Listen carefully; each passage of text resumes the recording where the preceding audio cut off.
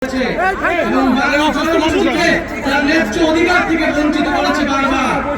ফলে এই বাংলাদেশের সকল ধর্মের মানুষেরা আবার ঐক্যবদ্ধ হয়ে ৭১ সালের অস্ত্র ধরে হাতে তুলে নিয়েছিল এবং একটি রক্তক্ষয়ী জনযুদ্ধের মাধ্যমে বাংলাদেশের স্বাধীনতা এবং সার্বভৌমত্ব প্রতিষ্ঠা করেছিল। কিন্তু আবারও দুঃখের সাথে ৭১-এর পরে এই ৭২ সালে আমার সোনার বাংলার স্বপ্ন এই মুজিববাদীদের হাতে বেহাত হয়ে গিয়েছিল। এই মুজিববাদীরা ৭২-এর সংবিধানের মাধ্যমে বাংলাদেশকে ভারতীয় শাসক গোষ্ঠীর হাতে তুলে দিয়েছিল। মুজিববাদী সংবিধানের মাধ্যমে যে স্বাধীন বাংলাদেশের আকাঙ্ক্ষা, যেই মুক্তিযুদ্ধের শহীদদের আকাঙ্ক্ষা তৈরি হয়েছিল, সেই আকাঙ্ক্ষাকে ব্যর্থ করে দেওয়া হয়েছিল। মুজিববাদী সংবিধানে বাঙালি জাতীয়তাবাদের নামে এখানে বিভিন্ন জনগোষ্ঠীর যে ভাষার অধিকার, সেই অধিকারকে দমন করা হয়েছিল। মুজিববাদী সংবিধানে ধর্ম নিরপেক্ষতার নামে বাংলাদেশের ইসলাম নামা জনগোষ্ঠী ধর্মবান মুসলমানের যে সংস্কৃতি, সেই সংস্কৃতিকে রাষ্ট্র গঠন প্রক্রিয়া থেকে বিচ্ছিন্ন করে দেওয়া হয়েছিল। এখানে সমাজতন্ত্রের নামে যে পুঁজির স্বাধীন বিকাশ, সেই বিকাশকে ব্যর্থ করা হয়েছিল এবং অর্থনীতিকে লক্ষ্মী বাহিনীদের লুটেরা লক্ষ্মী বাহিনীদের হাতে তুলে দেওয়া হয়েছিল এবং গণতন্ত্রের নামে বাকশাল কায়েম করা ছিল। এই ছিল ৭৫ পর্যন্ত মুজিববাদীদের শাসন। আমরা দেখেছি স্বাধীন বাংলায় এরপরে বিভিন্ন সময়ে সামরিক হস্তক্ষেপ হয়েছে। এক পর্যায়ে বাংলাদেশের জনগণ ৯০ সালে আবারও রাজপথে নেমে একটি গণঅভ্যুত্থান তৈরি করেছিল। সেই গণঅভ্যুত্থানের পরে স্বৈরতন্ত্রের পতন ঘটেছিল। কিন্তু দুঃখের বিষয়, ৩০ বছর পরে বাংলাদেশের জনগণকে আবারও গণতন্ত্রের প্রতিষ্ঠার জন্য রাজপথে নামতে হয়েছিল। কেন নামতে হয়েছিল? কারণ গণঅভ্যুত্থানে যে রাজনৈতিক দলগুলো যে প্রতিশ্রুতি দিয়ে ক্ষমতায় গিয়েছিল, সেই প্রতিশ্রুতি তারা রক্ষা করেনি। ৯০-এর গণঅভ্যুত্থানকে যারা গণঅভ্যুত্থানে অংশ নিয়েছিল, তারাই ব্যর্থ প্রমাণ করেছে। ফলে রাজনৈতিক দলগুলোর সেই নেতৃত্ব বাংলাদেশের জনগণ মেনে নেয়নি। বিগত ১৬ বছরেও রাজনৈতিক দলগুলোর, ফ্যাসিবাদ বিরোধী দলগুলোর নেতৃত্বে জনগণ রাজপথে নেমে আসেনি। বাংলাদেশের জনগণ ফ্যাসিবাদ থেকে মুক্তি পাওয়ার জন্য রাজপথে নেমে এসেছিল ছাত্র জনতার নেতৃত্বে। বন্ধুগণ, বিগত ১৬ বছর গল্প আমরা সবাই জানি। বিগত ১৬ বছরে আওয়ামী লীগ কিভাবে ফ্যাসিজম কায়েম করেছে, কিভাবে স্বৈরতন্ত্র কায়েম করেছে। তিনটি ভোটকে তারা কুক্ষিগত করে মানুষের ভোটাধিকার করে হরণ করেছিল। পিলখানা হত্যাকাণ্ডের মাধ্যমে বাংলাদেশের সেনাবাহিনীর দেশপ্রেমিক অংশকে তারা পরাস্ত করেছিল এবং বাংলাদেশের সার্বভৌমত্বকে হুমকির মুখে ঠেলে দিয়েছিল। ২০১৩ সালে শাপলার হত্যাকাণ্ডের মাধ্যমে বাংলাদেশের ধর্মপ্রাণ মুসলমান এবং আলেম ওলামাদের মত প্রকাশের যে অধিকার, সেই অধিকারকে তারা হরণ করেছিল।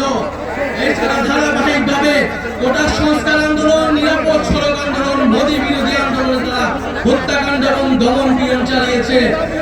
সর্বশেষ জুলাই-আগস্ট মাসে ছাত্র জনতা তাদের অধিকারের জন্য যখন রাজপথে নেমে এসেছিল, সেই জনগণের উপরে তারা এই দেশের পুলিশকে দিয়ে, এই দেশের সেনাবাহিনীকে দিয়ে, এই দেশের বিজিবিকে দিয়ে গুলি চালিয়েছিল। আওয়ামী লীগ কোন রাজনৈতিক দল নয়, আওয়ামী লীগ একটি ফ্যাসিস্ট সন্ত্রাসী সংগঠনে পরিণত হয়েছে। আওয়ামী লীগের রাজনীতি করার আর কোনো আলোচনার প্রশ্ন থাকে না। আওয়ামী লীগকে আমরা এই জন্য বলছি যে আওয়ামী লীগের নিবন্ধন বাতিল করে তার রাজনৈতিক এবং সাংগঠনিক কার্যক্রম বিচার চলা পর্যন্ত নিষিদ্ধ ঘোষণা করতে হবে। কিন্তু দুঃখের বিষয়, বর্তমান পরিস্থিতিতে আমরা দেখছি গত ৯ মাসেও বিচার কার্যক্রম দৃশ্যমান হয়নি।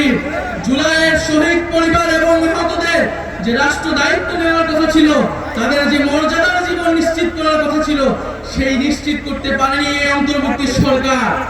এবং আমরা দেখছি দুঃখের সাথে যাদেরকে গ্রেফতার করা হচ্ছে তারা জামিনে মুক্তি পেয়ে যাচ্ছে, বিভিন্ন জায়গায় মামলা বাণিজ্য করা হচ্ছে এবং বিভিন্ন রাজনৈতিক দলের আশ্রয়ে আওয়ামী লীগ তৃণমূলে পুনর্বাসিত হওয়ার পরিকল্পনা করছে।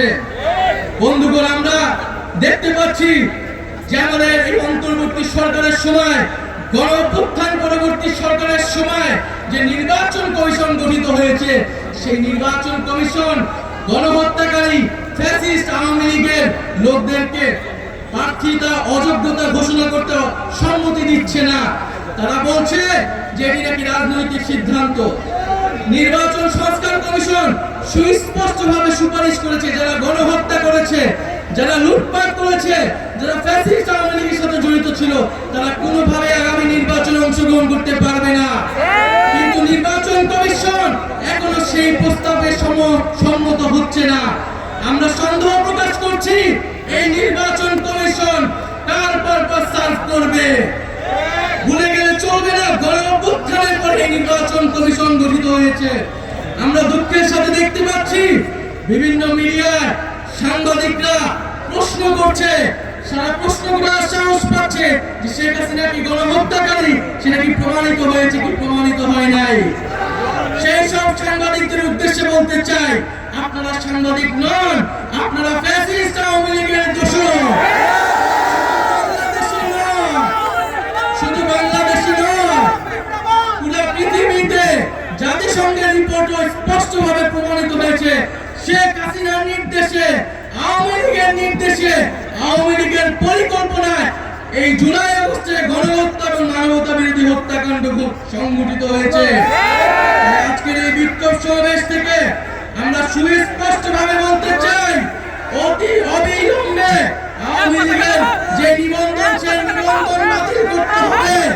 নৌকা মার্কাকে বাংলাদেশ থেকে নিশ্চিহ্ন করে দিতে হবে এবং বিচার চলায়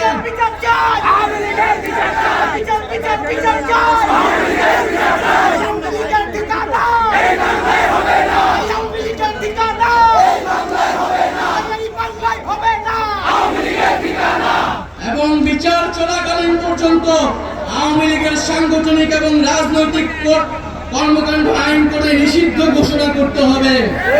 প্রিয় বন্ধুগণ, আমরা জুলাই ঘোষণাপত্রের কথা বলেছিলাম, জুলাইকে সাংবিধানিক স্বীকৃতি দেওয়ার কথা বলেছিলাম, কিন্তু বিভিন্ন ষড়যন্ত্রের কারণে সেই জুলাই ঘোষণাপত্র এখনো আসছে না। ভুলে গেলে চলবে না, এই জুলাই গণঅভ্যুত্থানের ফলে কিন্তু আজকে বাংলাদেশে যারা রাজনীতি করছে, যারা ক্ষমতায় যাওয়ার স্বপ্ন দেখছে, তারা কিন্তু এই শহীদ পরিবার এবং আহত যোদ্ধাদের আত্মত্যাগের ফলেই স্বপ্ন দেখতে পাচ্ছে। এই জুলাই ঘোষণাপত্র দিতে হবে এবং আমরা যে জুলাই সনদের কথা বলছি, যে মৌলিক সংস্কারের ভিত্তিতে রাষ্ট্র কাঠামোর আমূল পরিবর্তন, শাসন ব্যবস্থার আমূল পরিবর্তন করে রাজনৈতিক ঐক্যমত্যের ভিত্তিতে মৌলিক সংস্কারের উদ্দেশ্যে জুলাই সনদ কার্যকর করতে হবে এবং জুলাই সনদে সুস্পষ্টভাবে আওয়ামী লীগ নিষিদ্ধের কথাটি থাকতে হবে। বন্ধুগণ, আমরা একটি নতুন সংবিধানের কথা বলছি, সেই নতুন সংবিধানের জন্য আইনসভা